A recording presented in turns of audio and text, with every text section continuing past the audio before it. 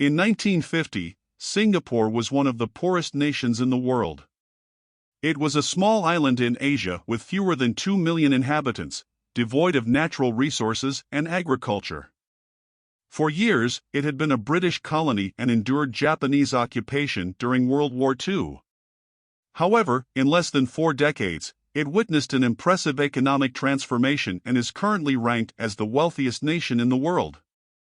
Additionally, it enjoys one of the highest Human Development Index (HDI) ratings globally and serves as a significant financial center in Asia. Surprisingly, 1 in every 6 families in Singapore is a millionaire. In 1960, its GDP per capita was a mere $428, but today, it stands at $60,523. Few countries in history have managed to achieve such a level of economic development. Let's explore how Singapore attained this remarkable transformation.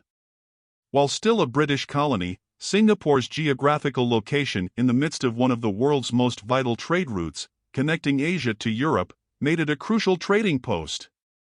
However, this geographical advantage did not translate into wealth for the population. Following its independence in 1965, Singapore remained an extremely impoverished island, one of the poorest in Asia. Additionally, unemployment was a serious issue at the time. Under the leadership of Prime Minister Kuan, Singapore embarked on a significant transformation. An economic team was assembled with the primary objective of developing the country's industries and attracting foreign investment. In 1967, an economic expansion was launched, reducing corporate taxes by 90%, along with a series of tax incentives for foreign investments and a drastic reduction in bureaucracy.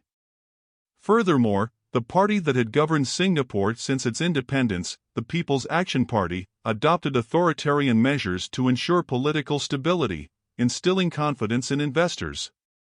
They also maintained low wages for workers to remain competitive in the international market.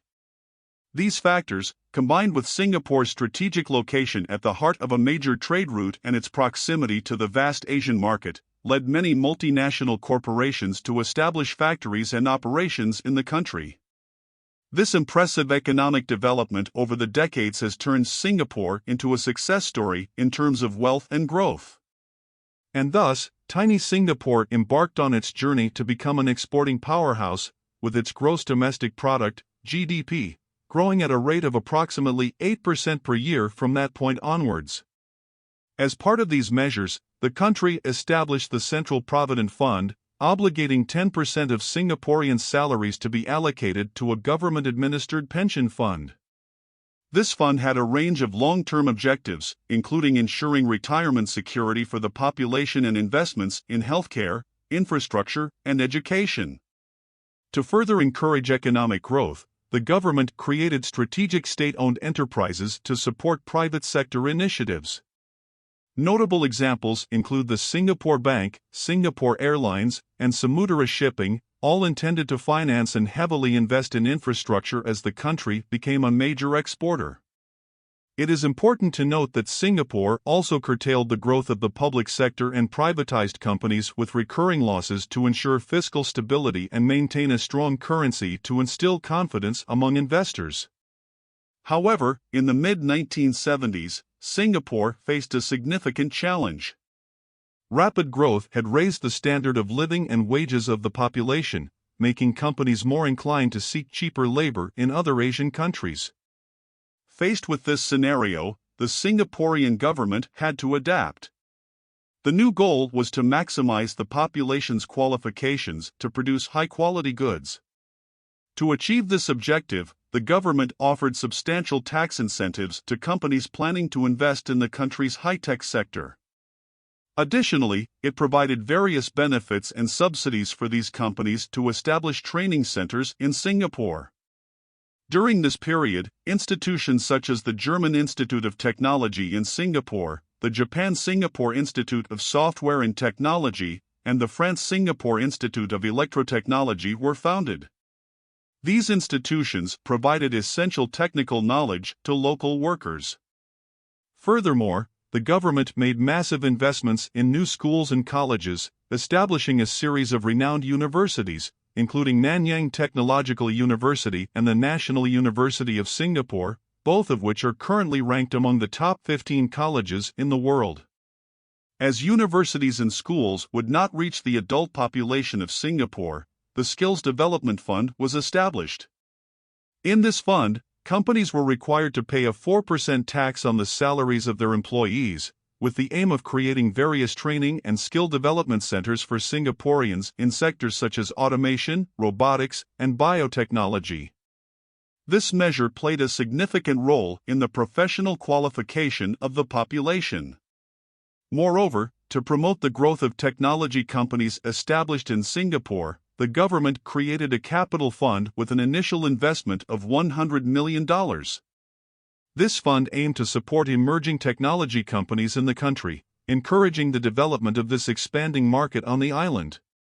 As a result of these measures, between 1979 and 1985, the number of workers employed in skilled labor sectors doubled, and exports from high-tech sectors grew about tenfold until 1990, transforming the country into a technology manufacturing hub in Asia. In the 1990s, Singapore initiated the Say-Juri initiative, establishing a series of trade agreements with Indonesia and Malaysia. This facilitated the expansion of Singaporean companies into other regions, as the country no longer had a cheap labor force and opted to relocate production to lower-cost areas.